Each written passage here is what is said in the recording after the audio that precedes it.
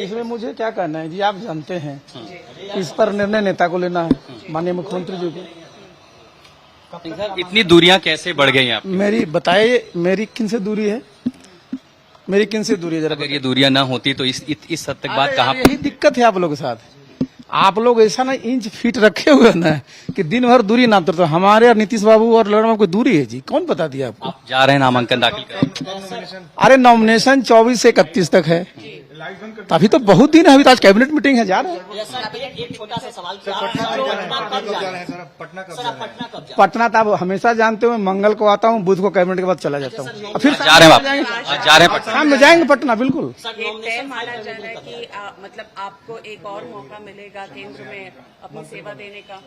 अब ये तो देखो, हम फोरकास्ट तो बाबू जानते नहीं, हमारा काम है जिस पद पर जिस समय रहते हैं उसको काम करना। आप नीतीश जी से मिलेंगे अगर जा रहे हैं पटना? अच्छा ये बताइए, आप लोग ये सवाल कहाँ से लाते हो कि नीतीश जी से मिलेंगे, नीतीश जी से दूरी है, नीतीश जी बिना आग के तो धुआं नहीं भाई देखिए, बिना आग के धुआं नहीं, बिना आग के भी धुआं लोग निकालते रहते हैं। सर एक सवाल है कि हाँ। आपका अच्छे संबंध है, लेकिन अब तक आप इतने करीबी रहे हैं, तब तक आपके नाम पर कोई फाइनल बातें नहीं हो पा रही हैं। अरे तो भाई देखो, चर्चा बहुत अरे ज्यादा देखिए चर्चा तो लोकतंत्र में चर्चा होती रहती है जी, लेकिन आप जानते हैं कि भाई लोग होते हैं, अपनी अपनी बात रखते हैं, और हमारे नेता का स्वभाव आप जानते हैं, सबका सुनते रहते हैं वो। एक सवाल ये है कि क्या आप जो अभी नीचे खबर आ रही है कि जेडीयू और आरजेडी के बीच में बहुत नजदीकी है और आपका बीजेपी से बहुत नजदीकी। अच्छा सुनिए, बड़ी बात बोला। अच्छा बताइए, मैंने एक बार नहीं दर्जनों बार ये स्पष्ट किया है कि भाई 2020 में विधानसभा का चुनाव हुआ, एनडीए आप जानते हैं 4 पार्टियां हमारी, बीजेपी, जेडीयू, आदरणीय मांझी जी की पार्टी, मुकेश सहनी की पार्टी, ये लोग मिलकर करके बहुमत में सरकार बनी। तो भाई 2025 तक तो जनता ने वोट दिया एनडीए को। ये बीच में लोग कयास कहां से लगाते रहते हैं, और जो कयास लगाते हैं ना वो सिर्फ जो तिलंगी उड़ाते हैं। आपकी जो नजदीकियां बीजेपी से बढ़ी, ऐसा तो नहीं कि वो खटका हो लोगों? अच्छा सुनिए, अच्छा एक बात देखिए, मेरा एक स्वभाव है, मैंने कहा भी है कि जहां मैं रहता हूं अपनी पूरी ईमानदारी से काम करता हूं। तो मेरी बीजेपी से नजदीकी आज की है जी, आप जरा समझ लीजिए, ये बात को समझिए कि मैं आदरणीय नीतीश बाबू के साथ 98 से हूं, केंद्र में मंत्री थे वो, किनकी सरकार थी, उसके बाद बिहार में हम रहे उनके साथ, किनके साथ सरकार रही, तो कोई आज से हैं हम लोग, बरसों से हैं जी। तो आप बताइए, बरसों से हैं तो पहले नजदीकी नहीं दिखती थी और आजकल नजदीकी दिख रही है। अगर जेडीयू आपको नहीं भेजती है तो क्या बीजेपी में आप शामिल होंगे? ये अच्छा सुनो यार, क्या बोला मैंने, आप लोग दिन भर कयास लगाते रहते हो, ये नहीं होगा तो क्या होगा, क्या नहीं होगा तो ये होगा। आप स्थिर से रहिए। आप नॉमिनेशन करने जा रहे हैं सर एक आखिरी सवाल अच्छा ये बताओ यार, ट्विटर अकाउंट हाँ बड़ा बढ़िया सवाल किया आप, कल भी आप खूब चलाएं भरपेट। वो मेरा कौन सा अकाउंट है पता है ना आपको? ट्विटर ऑफिशियल अकाउंट है। हाँ ऑफिशियल अकाउंट है, जहाँ की जनवरी से है यार, देखियो पढ़ोगे तब ना। मेरा अकाउंट है, मैं केंद्र में मंत्री हूँ, केंद्र में हमारे प्रधानमंत्री हैं, तो फोटो किनका लगेगा जी? अब एक रूम हो कि सर, अब उसमें क्या था, इस्पाती इरादा, तो हम कोई हमारा कोई अपना पार्टी का हमारा वो नहीं ना है जी, इसलिए इसको भी आप लोग चला देते हो। अच्छा पटना तो जेबे करेंगे तो पहले चिंता करते हो, मतलब नॉमिनेशन हो जाएगा ये तय। अच्छा फिर आप लोग जो है आप नामांकन भरेंगे कि नहीं, वो एकदम सीधा सवाल है, नामांकन भरेंगे आज? अच्छा तू ये बता दो, हाँ तुम जानते हो कि भाई नामांकन के पहले जो नामांकन 24 से 31 तक, आज 25 से तो खाली परेशान हो। अभी है समय। कैसे करेंगे सर आप नामांकन? जेडीयू पार्टी से अरे यार मैं किस पार्टी में भी हूँ? अच्छा मैं किस पार्टी में हूँ? अच्छा सुन लीजिए, ये बात मैंने एक बार नहीं दर्जनों बार क्लैरिफाई किया है, और अब फिर सुन लीजिए, ये पूरी तरह से बिल्कुल अफवाह है। और मैंने जो यहाँ जब शपथ लिया था उसमें नीतीश बाबू के पूरी सहमति से सहमत लिया था, और मैंने ही हमारे राष्ट्रीय अध्यक्ष को भी बता दिया था कि कहां से आप लोग चलाते रहते हो। जैसा ये बताइए, अगर मैंने अपने मन से ले लिया था कोई इस्तीफा मांगता ना हमसे? अरे ये क्यों बक चला रहे हैं आप इस चीज को? ये बार बार मैं देखता हूं कि आरसीपी सिंह गए वहां, अपने से बन गए, तो जितने लोग हमारे पार्टी के एमपी आगे बन जाए हैं। आपने केंद्रीय मंत्री आरसीपी का बयान ध्यान से सुना? उनका बयान गुस्सा और बेचैनी दोनों दिखाता है। शायद देखिए, आरसीपी अपनी पार्टी जेडीयू के अपने विरोधियों को भी ललकार रहे हैं। चुनौती दे रहे हैं। आरसीपी ने दबी जुबान से नीतीश को भी ललकार दिया है। आरसीपी पटना वापस भी जा रहे हैं और अपना बीजेपी से बहुत पुराना रिश्ता है ये भी जता रहे हैं। आरसीपी 5 दिन बाद पटना में कैंप कर दिल्ली कल ही लौटे हैं। अब भले ही नीतीश कुमार से उनकी 1-to-1 मुलाकात न हो पाई हो, मगर उनके बयान से देखिए ये बिल्कुल साफ है कि आरसीपी राज्यसभा चुनाव के अखाड़े में जरूर उतरेंगे, चाहे ही नीतीश उन्हें टिकट दे या नहीं, या ना देने पाए।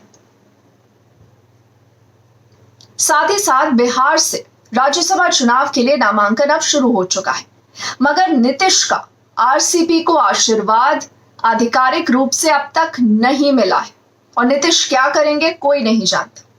लेकिन ये सभी जानते हैं कि जेडीयू के 2 बड़े नेता ललन सिंह और उपेंद्र कुशवाहा आरसीपी के खिलाफ हैं, उनके विरोध में।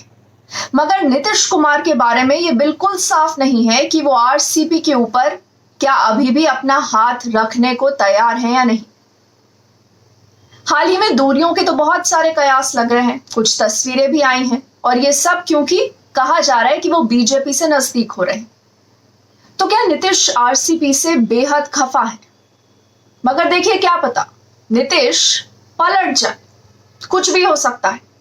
अगर नीतीश आरसीपी का समर्थन कर देते हैं तो बड़ी चुनौती तब भी पैदा हो सकती है, क्योंकि देखिए तब ललन सिंह और उपेंद्र कुशवाहा आसानी से मानने वाले बिल्कुल नहीं है। ये साफ साफ संकेत है। जेडीयू के विधायक अब बहुत कम रह गए हैं, 3रे नंबर की पार्टी है, तो ऐसे में एक स्प्लिट होने का खतरा भी है। और अगर आरसीपी ने चुनाव में अपने दम पर ताल ठोक दी तो देखिए ये बिल्कुल साफ हो जाएगा कि कुछ ना कुछ जेडीयू विधायक उनका साथ दे सकते हैं। और अगर नीतीश ने अंततः आरसीपी से अपनी पुरानी दोस्ती निभा दी तो इसकी भी गारंटी नहीं है कि पूरी पार्टी आरसीपी का साथ दे देगी। इस बीच लालू प्रसाद यादव भी पटना पहुंच गए हैं, बेटे तेजस्वी भी पटना आ चुके हैं, उन्हें भी वहां पर राज्यसभा टिकट का ऐलान करना है। अब हाल ही में नीतीश तेजस्वी की इफ्तारी हुई, सबने वो तस्वीरें देखी। जाति जनगणना पर गोलबंदी हुई। नीतीश और लालू तेजस्वी के अगले कदम पर सबकी नजर है, खासकर सीबीआई की रेड के बाद। अब जाति जनगणना की जो सर्वदलीय बैठक है अब वो 1 जून के लिए तय हुई है, यानी कि राज्यसभा के नामांकन की तारीख खत्म होने के ठीक 1 दिन बाद। अब सवाल यह भी उठ रहा है कि 27 की जो प्रस्तावित बैठक थी वो 1 जून तक के लिए क्यों टाल दी गई है? कहीं उसका राज्यसभा चुनाव से तो कोई लिंक नहीं है। फिलहाल तो देखिए ऐसा लगता है कि कास्ट सेंसस से ज्यादा राज्यसभा चुनाव में आरसीपी की टिकट या उनकी दावेदारी का मुद्दा ज्यादा गर्मी पैदा कर रहा है।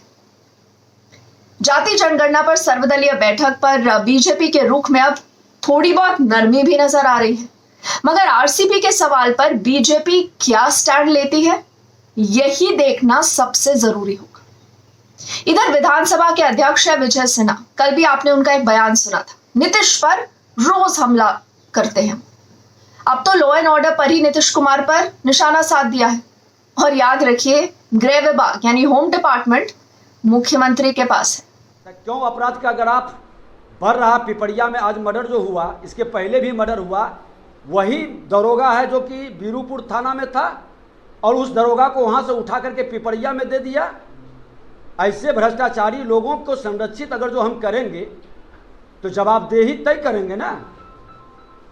डीएसपी और एसपी का ट्रांसफर हो जाने से क्या मानसिकता पर ब्रेक लगनी चाहिए ना। और मानसिकता पर ब्रेक लगाने के लिए हमको ईमानदारी के साथ अच्छे पदाधिकारी जो किनारे बैठे रहते हैं उसको फील्ड में देना होगा और भ्रष्ट पदाधिकारी को साइड करना होगा। ये व्यवस्था बनानी होगी। मैं तो इस बात पर जाके बात करूंगा, ऊपर डीजीपी और मुख्य सचिव से बात करूंगा कि ये बार बार क्यों तमाशा बना के रखे हैं। और अगर जो ऐसे लोगों को संरक्षित करिएगा तो विधानसभा के अंदर कमेटी हमारी मौन नहीं रहेगी। माननीय मुख्यमंत्री जी को भी सारे विषय से अवगत कराया जाएगा। कुल मिलाकर ये कहा जा सकता है कि बिहार में राजनीतिक माहौल बेहद तनातनी, रस्साकशी और शोडाउन के दौर से इस समय गुजर रहा है। यथास्थिति रहती है या पुरानी स्थिति हो जाती है या कोई नई स्थिति खड़ी हो जाती है, अभी कुछ नहीं कह सकते, क्योंकि हम कहते हैं ना, you never know Bihar, you never know Nitish. आपको क्या लगता है बिहार में क्या होगा? कमेंट सेक्शन में मुझे अपनी राय जरूर बताइएगा। मेरे चैनल से भी जरूर जुड़िएगा अगर आपने अभी तक इसको YouTube पर सब्सक्राइब नहीं किया है। अभी के लिए थैंक यू।